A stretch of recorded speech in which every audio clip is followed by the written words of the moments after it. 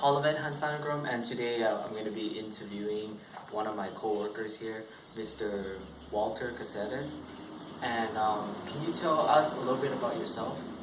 I'm the independent studies teacher on this campus at Albert Alternative Continuation High School. So I have to cover all the subjects, and I work one-on-one with students. These students that I have are generally new parents, they have full-time jobs, or they're supporting their families. It makes it difficult for them to come into school regularly. So I help them prepare, give them work, and they come in ready to go until they're completed with their work and they graduate. Okay.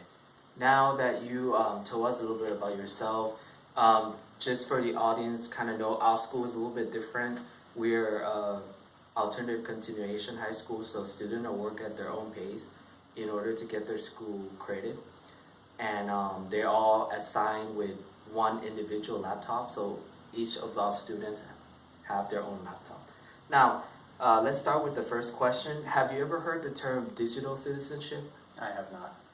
Okay, so just a little bit information there so that we can kind of talk about it before we're going to start the next question or so. Based on citizenship.net, the digital citizenship.net, digital citizenship is a concept, pretty much mean the norms of appropriate, responsible technology use. So pretty much what you should do in order to use your technology the right way. So back to the question. Now that knowing the definition of what digital citizenship is about, what's your view on that? I think it's a good idea. Start getting some new ideas out there and helping kids find out what should be good, what should be wrong, especially with technology. It's a lot of potential, but at the same time there's a lot of distractions, and a lot of pitfalls, and a lot of things that we even still don't understand or how to change yet. But teaching them the right ways would be a good step. Okay. You mean as in like how to use the internet the right way? How to use the internet to find resources or good ideas, and there's more to it than just Facebook. I agree. Can you kind of name some of the social media that you know exists, or not per se, or the one you use and the one that you know that is out there? The ones that I remember were MySpace, Facebook, Twitter, Instagram. There's also other things out there, blogs and web pages. Okay.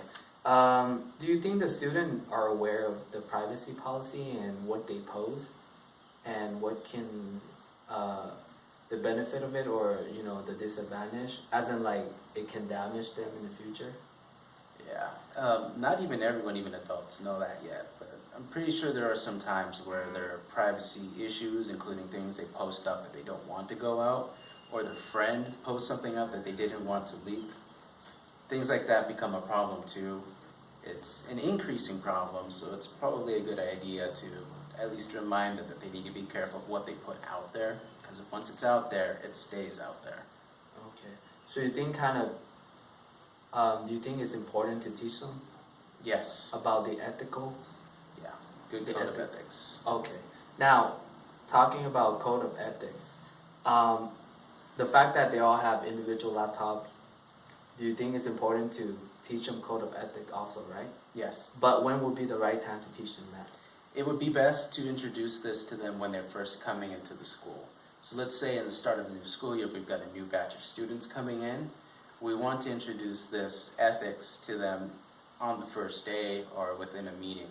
So we give them the rundown of what we expect of them, how they should use it, what they should use it for, and what sites to avoid to become less of a distraction, less of a problem for everyone. Okay. Let me see, what else?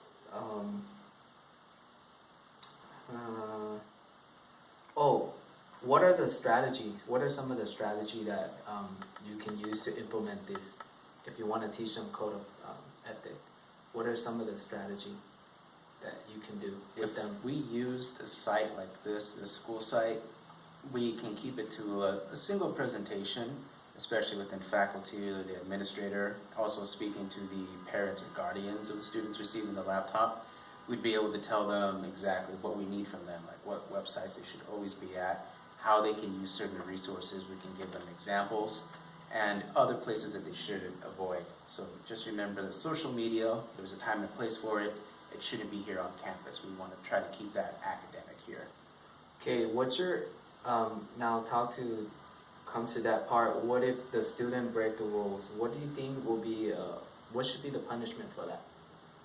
So let's say these students are on Facebook or not really be on task. What should be, if you were the principal yourself, in that perspective, what do you think what should be the punishment for? Well, these laptops are a privilege, not an absolute right. So if they keep constantly breaking this rule, and within a certain limit that the school sets, they should probably just take it away and give them other forms of work to work around. I mean, it's a privilege, they have to earn it, and if they're not following the code of ethics, and we let one go and everyone else starts doing it, then there's nothing we can do. Okay. Now, you keep mentioning the term code of ethics. What do you consider code of ethics as in? Can you be more specific on that? Just making sure that they're doing their work, make sure it's academic, make sure that they're getting help, they use teachers and resources and everything that they can. There's so much on the internet that's useful. It doesn't have to be just Twitter or Facebook. I agree with that part, absolutely. So anyway, I'm running out of questions now, so this is pretty much summarize the interview, and thank you for watching. Thank you again for coming. Appreciate it.